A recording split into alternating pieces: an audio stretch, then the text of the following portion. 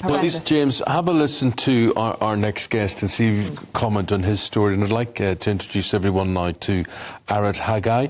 And Arad has lived in London for the past 16 years. He's an Israeli, and he's got family missing. And this was after last Saturday morning. Your aunt and your uncle, your uncle Gad and your aunt Judith went for a walk, and they lived very close to the Gaza border. In Kibbutz Nir Oz, very close to the border. Tell us about them. They just, they're both in the 70s. They just every morning they like to get up early, go for a walk, and they just went for a walk as usual at about 6:30. At about 10 to 7, they send a text to the kids, to my cousins.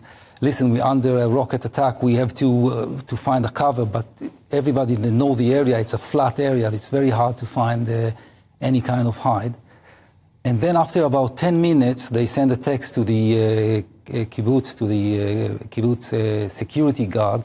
Listen, Judy was sending it. Gadi, my uncle, got wounded by a terrorist. They came with a motorbike from Gaza. He got badly wounded. I'm wounded too. Please send us help. And there is only one ambulance, like bulletproof in the kibbutz. But one of the first thing they done, the terrorists, they just burned the ambulance. No. Yes, and they burned. So do you think that ambulance was deliberately targeted? Probably. They knew everything, and since then we didn't hear a thing. We don't know where they are. Sunday morning, basically Monday morning, when it was clear, people start to look for them, the army start to look for them, volunteers, nobody knows. And herein lies the hugely complex resolution to all of this, because if there is this land invasion, you'll be extremely concerned about your loved ones in case they are in there in Gaza.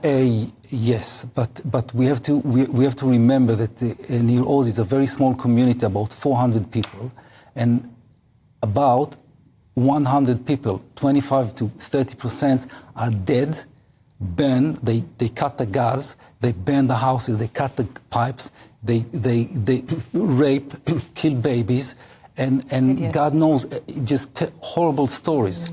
And looting. They took credit cards, they took tractors, they took everything they can. Dear God.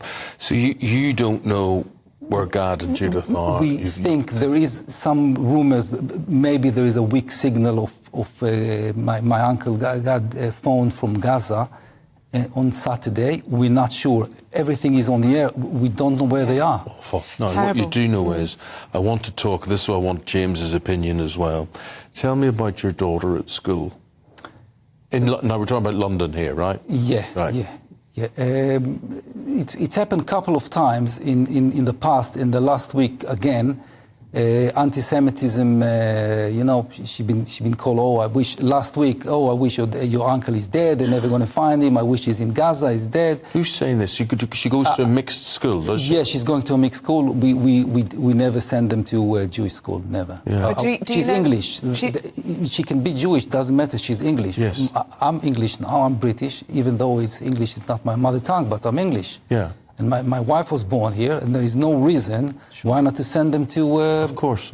school. But there is amongst this school, there is this influence, this feeling, people who want to taunt her over this. Yes, but I have to say that the school itself is dealing with it very, very good. But it's not the first time.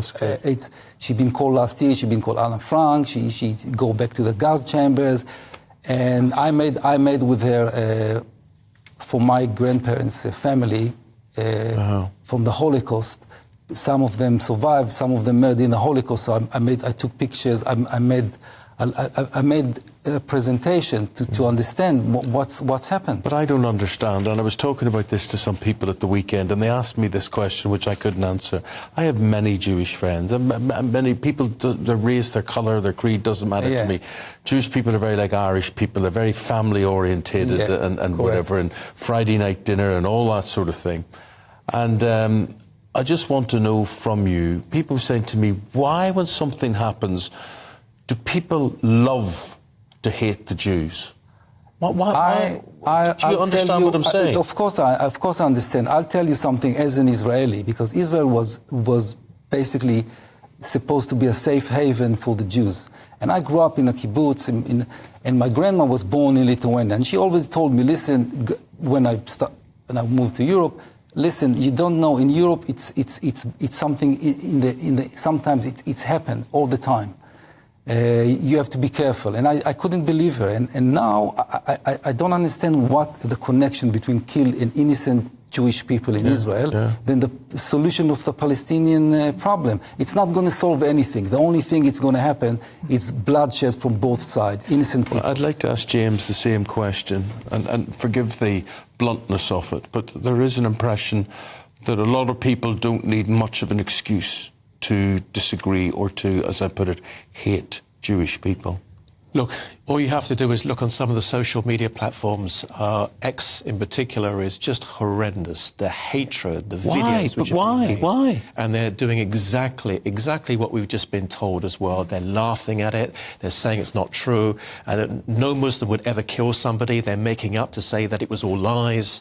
And you're seeing this on so many different accounts. You know, the Twitter, or excuse me, it's now called X, formerly known as Twitter, they said that they had took down hundreds of Hamas accounts. They're not, because I know at least 7 or 8, which are specifically on behalf of the Hamas organization, and they're still tweeting out stuff. And they have a huge following, hundreds of thousands, and more joining every single and just day. to make it clear, I'm not just talking about, I mean, I can understand people who say there's maybe indiscriminate bombing of Gaza and whatever.